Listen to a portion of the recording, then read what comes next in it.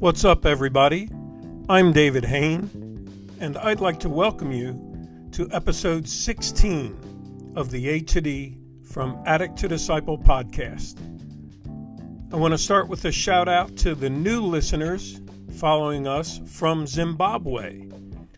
I'd also like to give a big shout out to listeners in 3 more cities: Toronto, Canada, Altrincham, England, and Austin, Texas. Thanks for listening. Keep sharing this with your friends, and go to Apple Podcasts to rate us 5 stars and review us. That will help more people find this podcast as they search on drugs, addiction, or recovery. When we come back, we'll look at today's episode entitled To Be Known and Loved.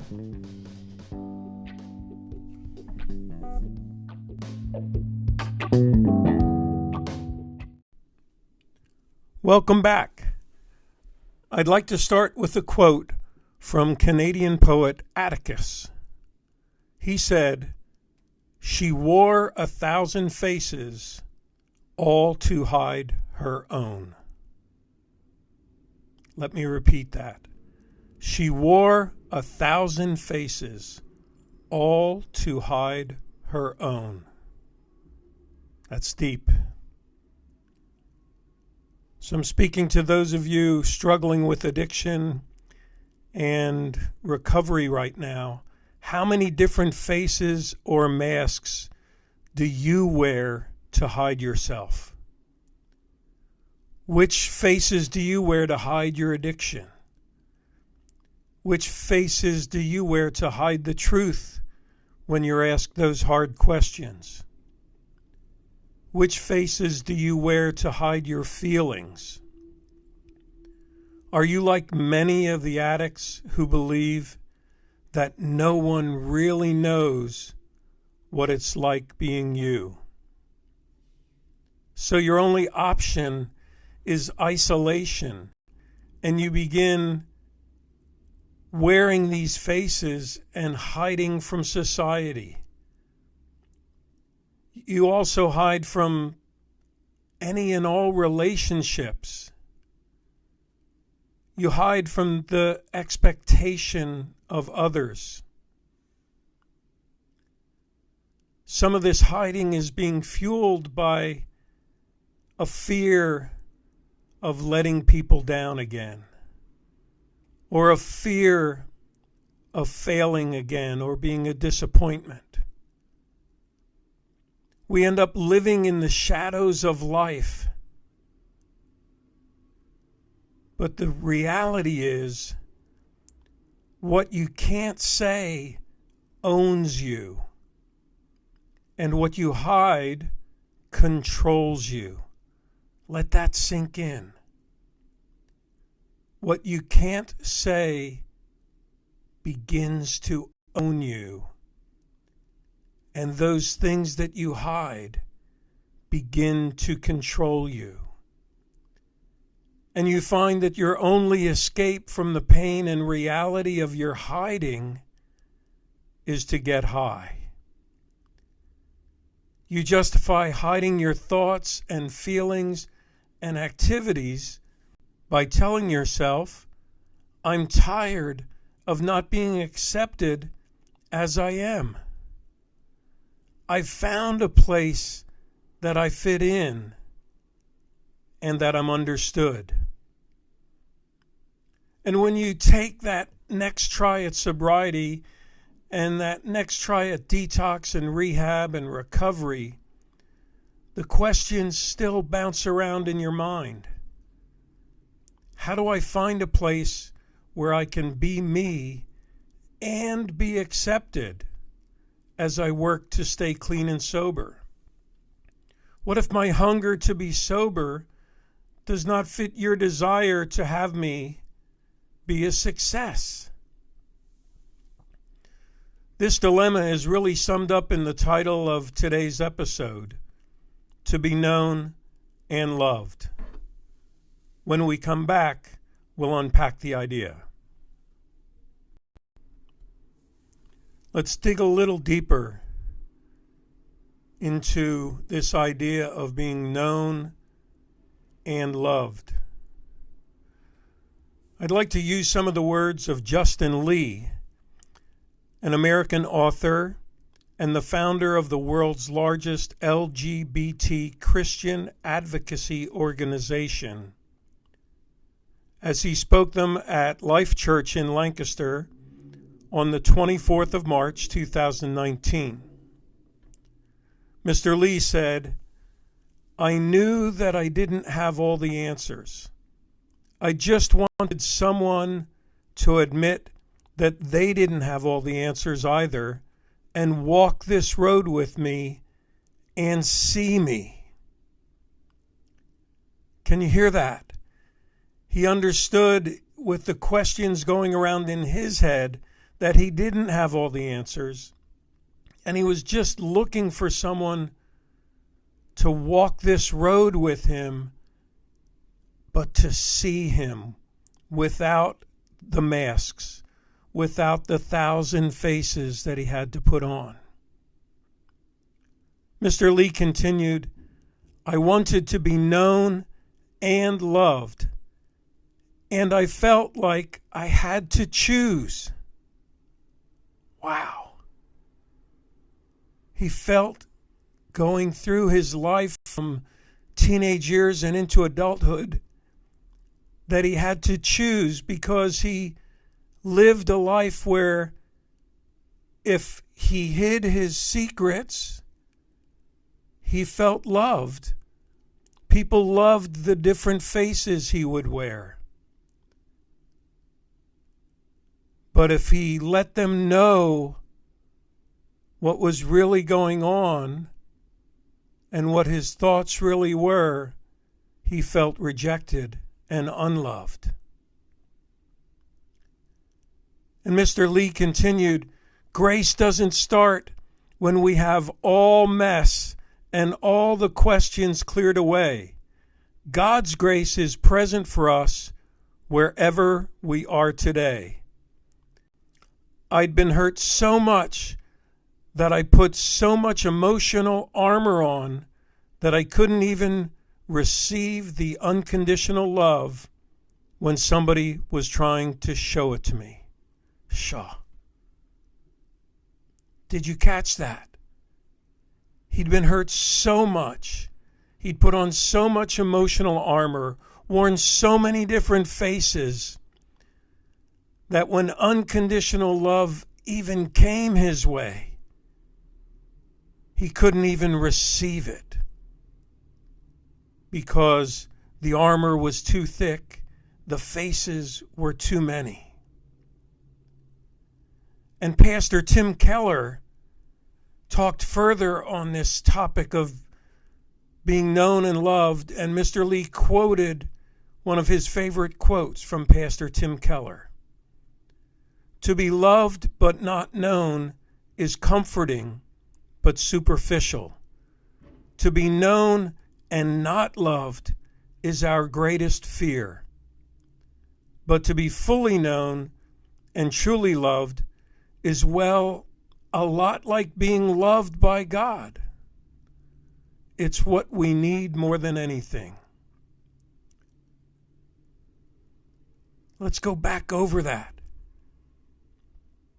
To be loved but not known is comforting, but it's superficial, it's phony, it's false. It's just like the faces we put on to hide our real one. But to be known and not loved is our greatest fear. We stay caught in our addiction out of fear that if we actually let someone know the truth of our struggle, that we'll be unloved, not just rejected. People will withdraw love from us. He says, but to be fully known and truly loved is, well, a lot like being loved by God. It's what we need more than anything. And I think that's true for all of us, whether we're in addiction, in recovery, whether we're friends and family, of people struggling with addiction, or whether we've never had a struggle with addiction, we all need to be known fully and to be truly loved. And singer Tauren Wells wrote a song called Known that I'd like to quote because I think it captures it very, very well. The lyrics go, "It's so unusual, it's frightening. You see right through the mess inside me, and you call me out to pull me in. You tell me I can start again, and I don't need to keep on hiding. I'm fully known and loved by you. You won't let go, no matter what I do. It's hard truth and ridiculous grace to be known, fully known, and loved by you." Let's take a look at this ridiculous grace that is required of us as friends and loved ones of an addict so that they feel free to be fully known and fully loved. Well, the definition of ridiculous is something worthy of ridicule. So if we try to show ridiculous grace, it's going to appear absurd and preposterous and laughable to others around us. They'll say we're out of our mind. Others will try to talk you out of your choice and urge you to show tough love and place more rules and more boundaries and less grace. But what is this ridiculous grace that Tauren Wells sang about? To me, it's an expression of pure love without requirements, without boundaries, without expectations. It comes from the foundation that nothing needs to be done as a prerequisite to earn or deserve the love. And there's no expectation of changed behavior or changed expressions of love in return. For grace to be grace, it must be a one-way street, a one-way transaction freely given out of love. This ridiculous grace is compassion in the face of despair. This ridiculous grace is hope in the face of hopelessness. This ridiculous grace is risking trust in the face of deception and betrayal. This ridiculous grace is truly forgiving not once, not 7 times, but 70 times 7.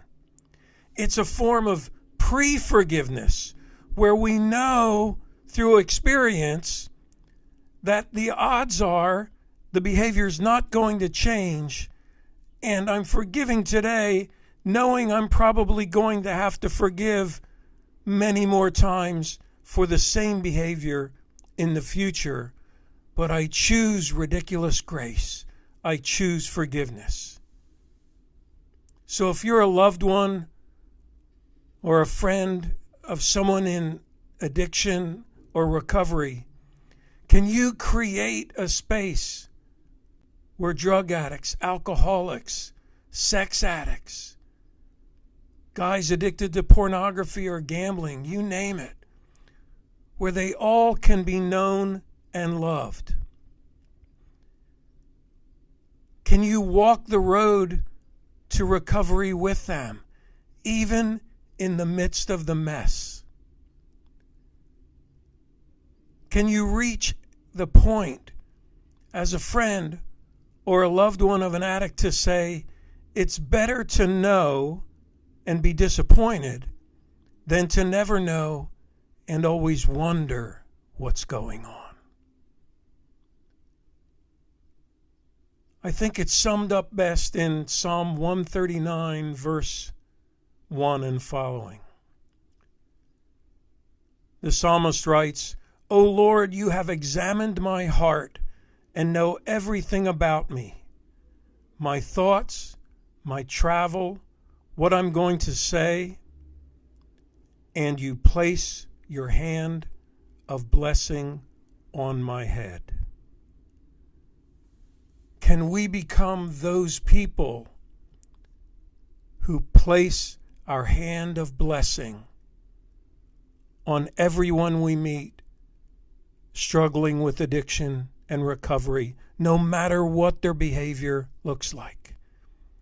Can we walk in ridiculous grace, knowing that the greatest need of someone in addiction and recovery is to be known and loved?